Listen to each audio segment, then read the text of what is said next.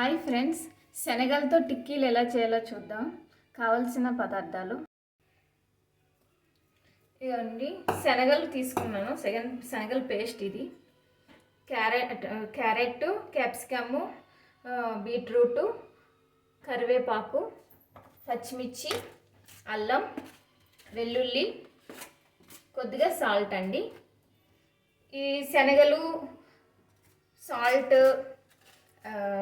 వెల్లుల్లి, పచ్చిమిర్చి, అల్లం, కరివేపాకు అన్నీ మిక్స్ చేసుకున్నాయి, గ్రైండ్ చేసుకుని పెట్టుకున్నా అండి. ఇది పేస్ట్.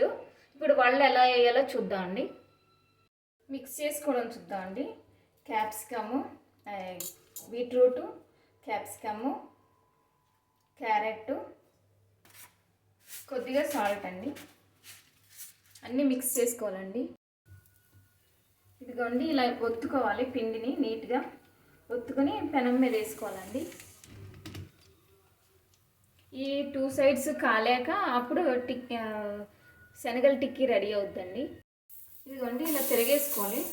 ఇది 1 సైడ్ కాలిపోయిందండి. 2 మినిట్స్కే నీట్గా కాలిపోతుంది. ఇది మూత వేసుకుందాం 5 మినిట్స్. ఇదిగోండి, 2 సైడ్స్ కాలిపోయినాయి.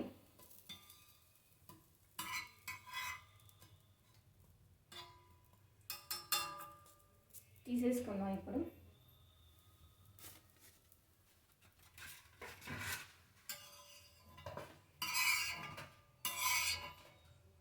ఇదండి శనగల టిక్కీ రెడీ. మీరు టేస్ట్ చూసి చెప్పండి. Thank you so much.